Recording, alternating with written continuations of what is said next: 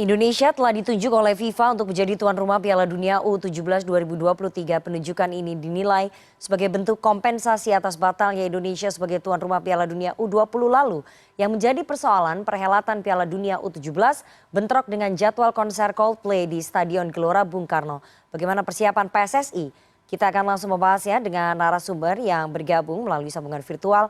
Ada anggota Exco PSSI Arya Sinulinga. Selamat petang Bang Arya. Selamat petang, apa kabar?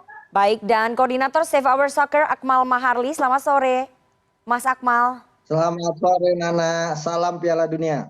Oke, saya langsung ke Bang Arya. Bang Arya, apa alasan FIFA menunjuk Indonesia sebagai tuan rumah Piala Dunia U17? Apakah ini hasil lobby tingkat tinggi Ketum PSSI Pak Erick Thohir? Ya, ini sekalian saya luruskan, ini bukan kompensasi.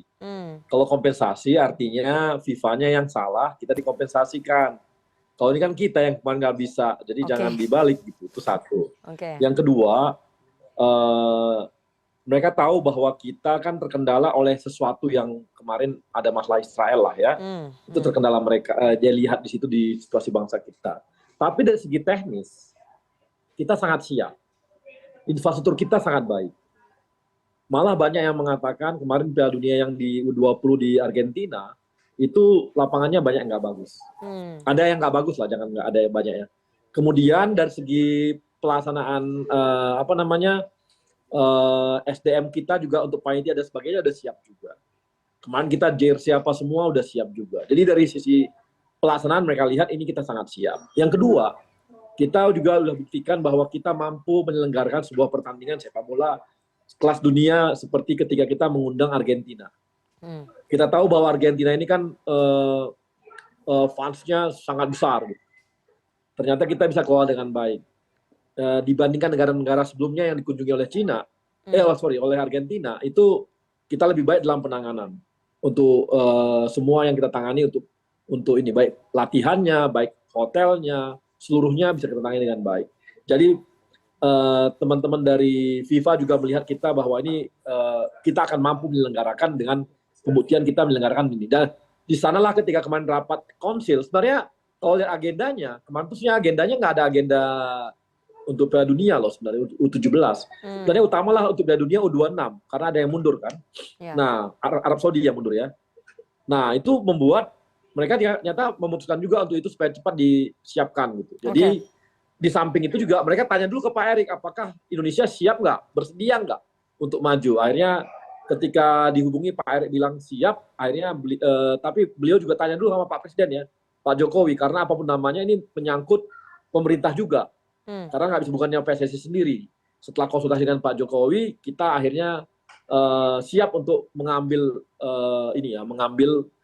tuan rumah U17. Gitu. Bang Arya, sebetulnya kan pada saat Indonesia batal menjadi tuan rumah Piala Dunia U20, kita sudah dapat informasi bahwa Indonesia nanti akan diberikan porsi sebagai tuan rumah Piala Dunia U17 menggantikan Peru. Artinya sudah sejak lama kita dapat informasi itu. Dan dari pihak istana juga memberikan informasi itu. Artinya ini sebetulnya sudah sejak lama ya kita mendapatkan tawaran menjadi tuan rumah Piala Dunia U17 sebagai barter karena batal menjadi tuan rumah Piala Dunia U20, begitu? Enggak ada barter-barteran. Keputusannya konsil loh, itu Exco. Dan Exco itu berbagai negara. Dan belum ada satu sidang konsil yang menetapkan bahwa Indonesia jadi tuan rumah. Jadi jangan dikira bahwa ini beda itu, bola ini beda Mbak. Nanti Pak Sabal bisa cerita juga, ini beda bola ini. Keputusannya di Exco-nya konsil itu. Jadi konsilnya aja baru kemarin, gitu loh. Konsilnya baru kemarin diputuskan. Jadi kalau bilang barter dan sebagainya itu enggak. Baru kemarin diputuskan. Ya, jadi pada saat Pak Erick Thohir ketemu dengan Presiden FIFA di Dubai pada saat membahas soal nasib Indonesia menjadi tuan rumah Piala Dunia U20, saat itu belum ada tawaran ya untuk ditukar menjadi tuan rumah Piala Dunia U17. Belum ada. Oke. Saya mau ke Mas Akmal. Mas Akmal. Karena itu keputusannya harus konsil loh, bukan keputusan satu orang. Saya mau ke Mas Akmal. Mas Akmal, Indonesia sampai disebut anak emasnya FIFA. kan kita sudah dapat informasi sebetulnya bahwa Indonesia akan menjadi tuan rumah Piala Dunia U17 ini sejak lama, bahkan sejak kita belum batal menjadi tuan rumah Piala Dunia U20. Anda melihat ini suatu yang kebetulan atau memang kompensasi sudah sejak lama ataupun barternya sudah sejak lama ini menjadi tuan rumah Piala Dunia U17, Mas Akmal? Ya, kalau saya pikir adalah ini bukan barter juga ya. Kenapa bukan barter? Karena segala keputusan di FIFA itu diputuskan oleh sidang komite eksekutifnya. Kedua, kalau kemudian menjadi barter, sejatinya sudah diputuskan jauh-jauh hari. Ini kan awalnya adalah Peru menjadi tuan rumah, Peru gagal. Sejatinya mau diambil tuan rumahnya misalnya Brazil. Tapi kan Brazil sudah jadi tuan rumah pada Piala Dunia 2019. Nah, dilihat dari apa yang terjadi dari Argentina menjadi tuan rumah dadakan, itu kan kemudian FIFA mengambil pelajaran banyak bahwa ternyata memindahkan Piala Dunia dari Indonesia ke Argentina dalam waktu mendadak itu tidak bagus. Hasilnya apa? Lapangan di Argentina kan tidak layak sejatinya, banyak rumputnya yang gundul dan kemudian banyak rumput yang tidak sehat sehingga permainan juga tidak menarik. Nah, FIFA mengambil pelajaran dari situ kemudian dalam rapat konsilnya dalam rangka sebenarnya rapat konsil itu banyak sidang yang digarap ya, selain penetapan tuan rumah Piala Dunia 2026, Piala Dunia Wanita, kemudian futsal juga.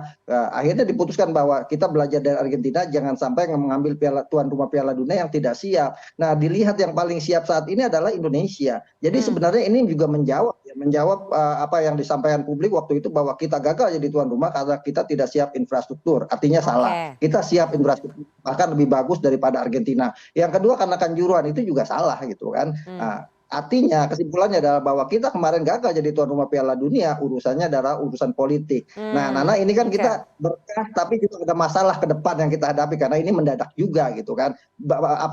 Yang kedua adalah yang saya was-was justru bukan sepak bolanya, bukan cuma tuan rumahnya, bukan masalah-masalah sepak bolanya, yang saya was-was justru masalah politiknya. Jangan sampai kita terjadi yang U20 kemarin karena kebetulan Piala Dunia ini hampir berbarengan dengan pendaftaran capres cawapres 19 Oktober sampai 25 November, sementara Piala Dunia dari 10 November sampai 2 Desember. Nah, saya sih berharap bahwa biarkanlah masyarakat menikmati sepak bola. Setelah gagal jadi tuan rumah Piala Dunia 20, kita menikmati Piala Dunia U17. Jadi para politisi harus bersepakat bahwa jangan kemudian Piala Dunia ini dijadikan panggung politik. Ini yang kita khawatirkan bersama. Kalau dijadikan panggung politik, nanti tiba-tiba seminggu sebelum pelaksanaan FIFA batalin lagi, kan repot gitu. Itu saya mau tanya tuh ke Bang Arya. Bang Arya, itu tadi kekhawatirannya dari Mas Akmal sebagai pencinta sepak bola. Kalau kemarin memang batalnya Indonesia menjadi tuan rumah Piala 20 memang murni persoalan politik, nggak ada persoalan lainnya. Nah, ini bagaimana nanti menjelang pendaftaran capres-cawapres, kemudian ada kampanye pilpres, ada perhelatan Piala Dunia U17. Apakah itu sudah diketahui juga oleh FIFA, sudah dihitung juga resikonya oleh PSSI, Bang Arya? Ya, kami kan sejak awal sudah mengatakan bahwa harus dipisahkan antara politik dengan bola. Maka kita harus pisahkan. Ini adalah penyelenggaraan dan dilakukan secara profesional untuk sepak bola. Makanya kalau kita sih nggak khawatir ya, dari PSSI nggak khawatir. FIFA pun tahu ada agenda politik pada saat nanti ada penyelenggaraan ini. Tapi mereka juga nggak khawatir, makanya mereka meminta kita untuk menjalankannya. Jadi dia melihat bahwa kesiapan kita sampai level itu pun terjadi. Gitu, Mbak. Oke, jadi mereka nggak masalah ya ketika ada hiruk pikuk politik kemudian ada pertandingan Piala Dunia U17. Nah, saya ingin tanya Bang Arya, stadionnya mana saja yang akan dipakai untuk perhelatan Piala Dunia U17 ini? Kita akan ajukan stadion-stadion yang ada, ya, yang kemarin waktu ikut Piala Dunia, calon-calon U20 ya. Ini kan 4 stadion pun sebenarnya udah cukup. Kalau untuk U17 ini. Nanti ada kalau 5 atau berapa itu bagus. Nanti kita akan ajukan lagi yang ada. Nanti FIFA akan memilih mana yang akan jadi layak. Jadi kita akan serahkan FIFA yang memilih mana yang layak di stadion, Mbak. Oke, kalau misalnya yang dibutuhkan hanya 4, kemudian FIFA memilih stadion utama Gelora Bung Karno. Sementara kita tahu ini jadwalnya Piala Dunia U17 Piala Dunia U17 bentrok dengan jadwal konser Coldplay sampai Presiden Jokowi turun tangan mengatakan bisa dicari stadion yang lain. Ini bagaimana nanti titik temunya PSSI, Pak Arya? Gini, kan mereka itu ya FIFA itu punya ketentuan selama sebulan nggak boleh itu dia ada pemakaian di lapangan tersebut. Gitu. Kalau mereka tahu ada satu aktiviti di sana bisa saja GBK pun nggak lulus bagi mereka. Bisa seperti itu, Mbak. Jadi soal tadi kan Pak Jokowi udah mengatakan ini kita ada JIS kok gitu. Tapi ini akan kita cek JIS, kita akan sesuaikan. Pak Erick akan bertemu dengan PLT Gubernur Pak Heru. Mungkin akan ada perbaikan-perbaikan sarana di sana karena memang dilihat belum layak secara aturan FIFA. Moga-moga nanti bisa kita kebut sehingga nanti JIS itu bisa layak untuk FIFA. Kita kebut gitu. Kalau memang harus ke sana gitu. Berarti JIS salah satu alternatif yang dipersiapkan oleh PSSI begitu ya. Tapi dengan catatan harus Ya, ada tapi dengan perbaikan syarat, infrastruktur. Ada perbaikan.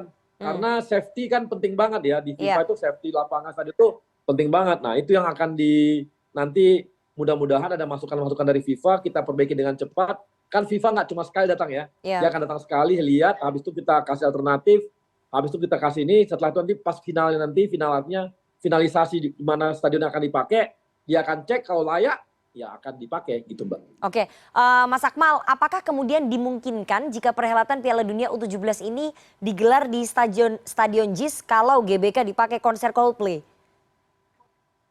Ya memungkinkan sekali kan gini, Argentina kemarin tuan rumah Piala Dunia 20 hanya 4 stadion. Peru juga sebenarnya mengajukan 4 stadion untuk tuan rumah Piala Dunia U17. Cuma permasalahannya infrastrukturnya tidak memenuhi syarat berdasarkan hasil verifikasi FIFA. Nah kalau kita kemudian nanti mengajukan JIS sebagai alternatif pengganti SUGBK bisa saja. Cuma permasalahan kan tadi JIS masih ada problem, misalnya pintunya yang 4 cuma terbuka baru satu, artinya harus ada perbaikan misalnya. Kemudian juga transportasi ini kan problem di JIS itu transportasi, orang mau nonton bola tapi transportasinya nggak ada kan sulit juga. Mungkin misalnya pemerintah DKI Jakarta menyiapkan shuttle bus untuk penonton yang datang ke sana sebagai sebagai alat untuk memudahkan transportasi masuk ke JIS. Dan di lorong JIS itu juga ada masalah karena bus tidak bisa masuk, itu ada kesalahan pembangunan di mana bus tim seperti kemarin misalnya Argentina tidak bisa masuk ke lorong bawah karena terlalu pendek. Nah ini juga harus diperbaiki. Nah hal-hal ini apakah mungkin diperbaiki dalam waktu rentang 4 bulan? Nah ini kan masih dalam tanda tanya. Tapi kemudian kalau diusulkan, nanti kan verifikasinya ada dari FIFA. Apakah FIFA kemudian menyebut stadion ini layak dipakai atau tidak? Tapi permasalahan yang ke depan yang harus kita hadapi juga adalah misalnya permasalahan sebenarnya bukan cuma konser Coldplay, kita juga berbenturan dengan Liga 1, Liga 2. Di Liga 1 misalnya pada waktu bersamaan itu ada pekan 18 sampai 21, di mana 6 stadion yang kemudian lolos kemarin verifikasi ini itu dipakai, misalnya GBK dipakai Persija, kemudian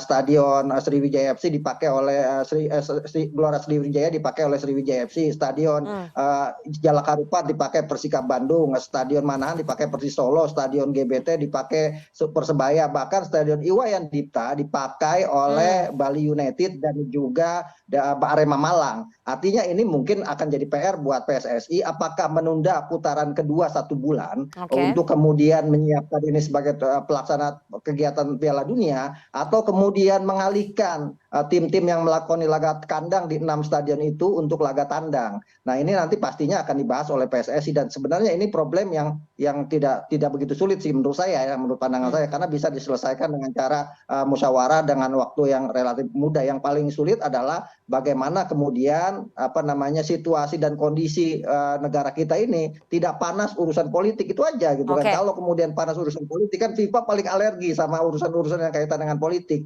Saya itu lebih menekankan kepada bahwa segala sesuatunya mungkin JIS bisa diperbaiki dengan cepat, mungkin bisa. Kemudian stadion-stadion yang bentrok dengan digunakan Liga 1, Liga 2 mungkin bisa dicarikan solusi. Tapi kan ini simpatisan partai-partai politik ini kadang-kadang yang tidak bisa dipegang. Jangan sampai kemudian ada orang yang berusaha untuk menggagalkan pelaksanaan Piala Dunia ini karena kepentingan-kepentingan politik. Nah ini bahaya, walaupun sekarang unsur Israelnya sudah tidak ada, tapi kemungkinan-kemungkinan itu saya berharap dipikirkan juga oleh PSSI dan pemerintah, khususnya soal keamanan dan kenyamanan buat peserta nantinya. Nah kalau ini bisa dilakukan, saya pikir ini akan jadi momentum buat kita ya. Kita ini adalah negara Asia Tenggara pertama yang ikut serta level Piala Dunia. Piala Dunia senior kita pernah ikut 1938, Piala Dunia U20 kita pernah ikut 1979, dan sekarang kita malah jadi tuan rumah Piala Dunia U17.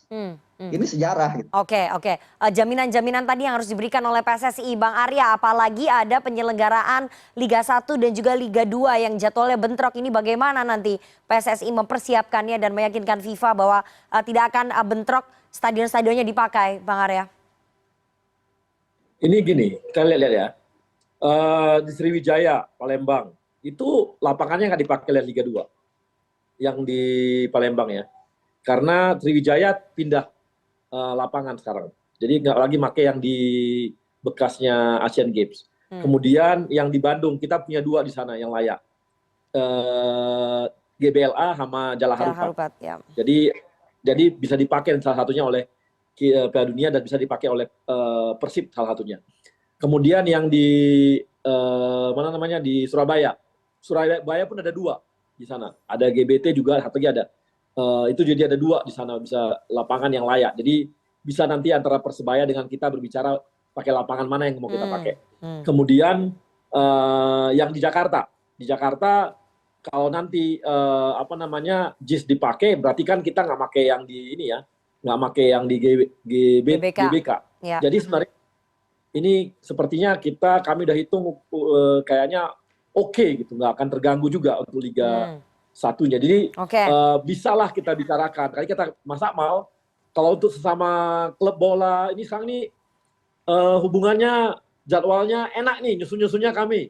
Jadi nggak ada masalah nih antar kita gitu. Dan Pak Erick juga pengen jangan sampai kompetisi terganggu gara-gara ini semua juga gitu. Oke, jangan sampai kompetisi domestik ataupun pertandingan Liga 1, Liga 2 terganggu dengan adanya Indonesia menjadi tuan rumah Piala Dunia U17 dan jangan sampai juga kemudian FIFA berubah pikiran dengan membatalkan kita menjadi tuan rumah Piala Dunia U17 karena ada hiruk pikuk politik. Itu yang harus dijaga betul oleh PSSI supaya tidak ada kepentingan-kepentingan politis yang menunggangi acara kita sebagai tuan rumah Piala Dunia U17, begitu ya Bang Arya? Ya. Oke. Terima kasih sekali 2 orang narasumbernya sudah bergabung pada sore hari ini. Ada Koordinator Save Our Soccer Mas Akmal Maharli dan juga anggota Exco PSSI Bang Arya Sinulinga. Sehat selalu, kita tunggu nanti bagaimana perkembangan dari penyelenggaraan tuan rumah Piala Dunia U17 di Indonesia. Ya, terima kasih Mbak, terima kasih Mas Abal. Sama-sama. Ya.